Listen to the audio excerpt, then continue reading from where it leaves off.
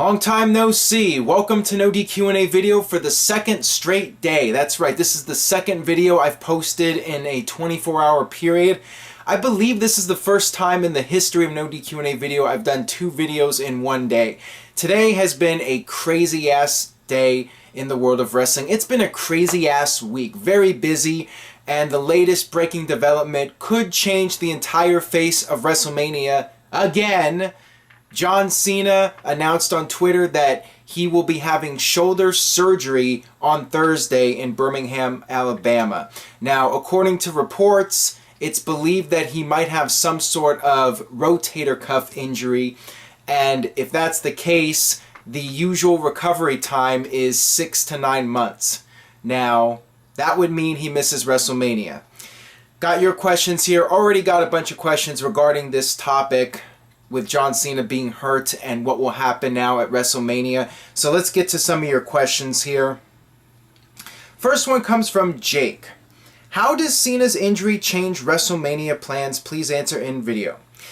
It changes the WrestleMania plans greatly because there's no doubt John Cena was going to be involved in one of the marquee matches at WrestleMania. And I'm sure WWE, while they haven't finalized WrestleMania plans yet, I'm sure they've come up with some possible main event matches for the pay-per-view. They probably had a good idea of what they were going to do with John Cena.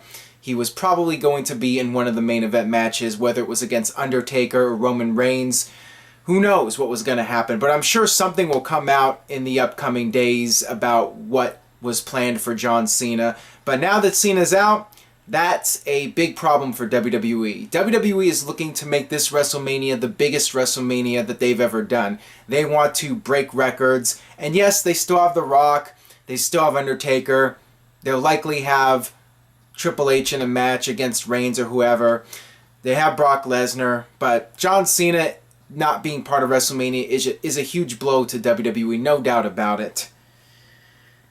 And I got this question here from Brian. With John Cena being injured again, do you think that this will show that WWE needs to push new stars? Please answer in video. WWE should have realized this when Seth Rollins got hurt, that they needed to start pushing new stars. Did they do that? Not really, unless you want to count Roman Reigns as a new star. They could have done something with Dean Ambrose, but they didn't go in that direction. They could have done something with Kevin Owens, but they just been having him involved in a feud with Dean Ambrose. They could have taken both Owens and Ambrose to the next level, and they didn't do it. Now they have another opportunity to do something with these guys, elevate these guys to the next level, but I have my serious doubts that Ambrose and Owens will get elevated to the next level because of this. My guess is WWE will just rely on what they have. Maybe they'll change plans a little bit. Maybe they'll throw some money at another past star and bring him back for WrestleMania. That's a possibility as well. But this would theoretically be a great opportunity for WWE to start pushing some new talent in key roles, not just having them in a mid-card feud, but putting them in the main event at the same level as Roman Reigns. Alright, this one comes from Ryan Bell. With Rollins, Cesaro, Orton, and now Cena out with injuries, is there a bigger case for a WWE off-season?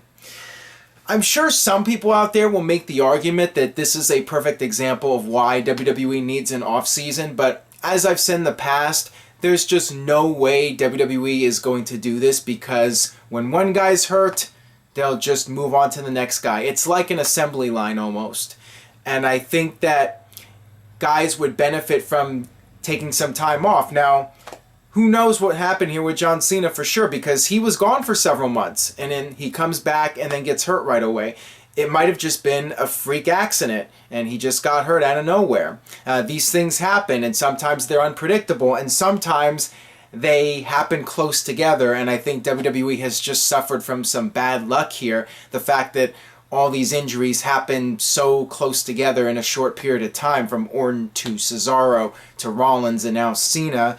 It's just bad luck, and that's probably how the company sees it. and it's not a sign that guys are being overworked. I mean, perhaps they are, but they've been overworked for years, and right now is just a really bad time. It's just bad timing for WWE with all these injuries to happen in such a short period of time. All right, this one comes from Sean T. Flick. Cena will be missing WrestleMania. Does this mean The Rock will be winning the Rumble to main event versus Reigns? Please answer in video. This is definitely a possibility. I think that The Rock winning the Rumble is a long shot because of his movie schedule. If WWE was forced to make significant changes to the Royal Rumble, it's unlikely it's going to involve The Rock because of his movie schedule. That's pretty much set in stone, and The Rock is probably lucky enough as it is to be able to appear at WrestleMania, and there's still no indication if he's doing a match or not. So no, The Rock would not be able to change his plans to do whatever WWE needs for him to do at WrestleMania. That will not happen. I doubt The Rock will win the Royal Rumble and WWE will go in that direction. But The Rock versus Roman Reigns, if The Rock is wrestling, that is certainly a possibility for WrestleMania. If it wasn't before, I'm sure they're going to take that under consideration now if The Rock is in fact planning to have a match at the pay-per-view. Alright, this one comes from Zach. What do you feel about Rock versus Undertaker at WrestleMania 32? Taker goes out on top with the very best. Please answer in video.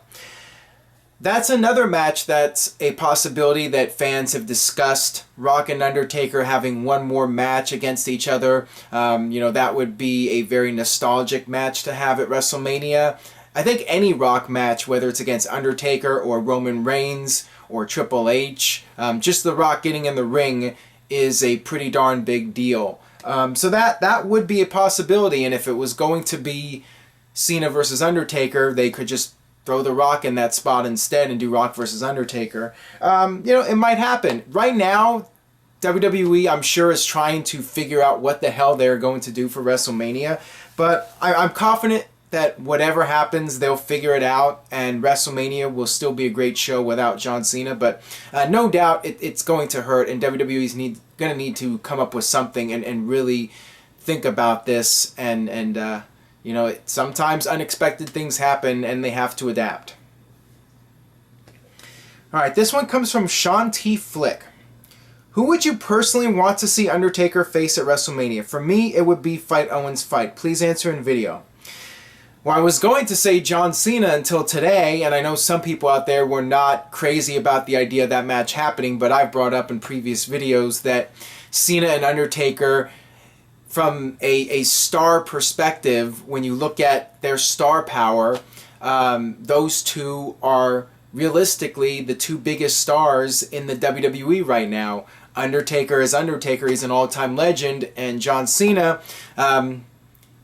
whether people wanted to admit it or not, up until this point, he's still been the man. On the Fastlane advertising, John Cena was still billed ahead of Roman Reigns, who's the WWE champion. So Cena and Undertaker, realistically, in my opinion, is the biggest star-studded match WWE could produce at WrestleMania. And, that looks to be out the window unless Cena makes some kind of superhuman comeback again and can return in time for WrestleMania. But the problem is that even if he can come back in 3 months, that's still when WrestleMania takes place, and WWE's got to do all the advertising, and they like to announce all the matches well in advance and build up to the matches.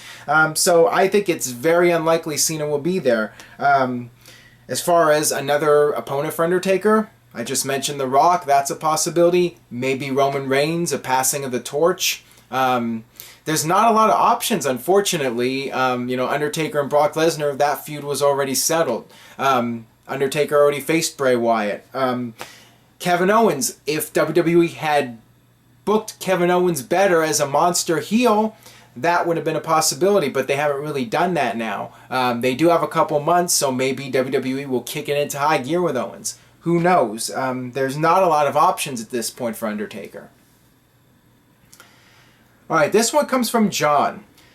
Hey Aaron, who is the most overrated WWE Diva of 2015? Charlotte is my answer. Please answer in video.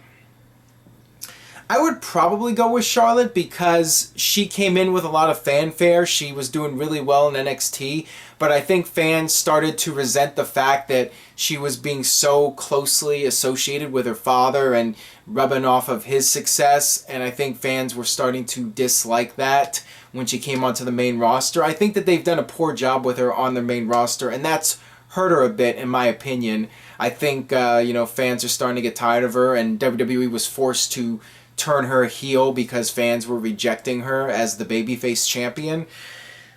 But it's not really her fault. I think it's more the fault of the writers and how they've portrayed her character. I mean, she was doing very well in NXT, and now, she's finally starting to gain some momentum as a heel, but that's only because WWE screwed her up. All right, this one comes from Devin Sharon. Happy New Year. What do you think of Sasha Banks winning the IC or US title? I doubt that will happen. There have been a few occasions in history where the women have mixed it up with the men, but it's not happened that often. It happened with Chyna. That was the most famous occurrence of it happening when she entered the Royal Rumble, the first woman to enter the Royal Rumble, and then she won the IC title. And then Beth Phoenix would have some success later on wrestling with the guys, but beyond that, the thing about Chyna and Beth Phoenix as well is that both of them were big, strong women that you felt could mix it up with the men, and you felt Chyna could beat up some of the guys. I mean, she was that tough, and Beth Phoenix as well to a degree. But with Sasha Banks, it's just not credible that she would be able to beat up somebody like, say, for instance, Kevin Owens or Dean Ambrose or Seth Rollins. It's just not credible. She doesn't have that Amazon build to really be credible enough to go against the men. So I highly doubt that will happen. All right, that'll wrap it up for this special edition of NoDQ&A video. We'll see what happens. Maybe I'll have another video or 2 videos coming up in the next few days. It's been crazy. NoDQ.com, your source for everything going on in the world of wrestling. All the latest updates regarding John Cena, all the updates regarding TNA spoiler coverage, all the latest regarding WWE signing the New Japan Pro Wrestling talent. NoDQ.com has got all the latest news and rumors. Stay tuned to NoDQ.com. Subscribe. YouTube.com/NoDQCAW. I'm losing my voice, so it's time to sign out of NoDQ&A video, and I will see you guys sooner than later.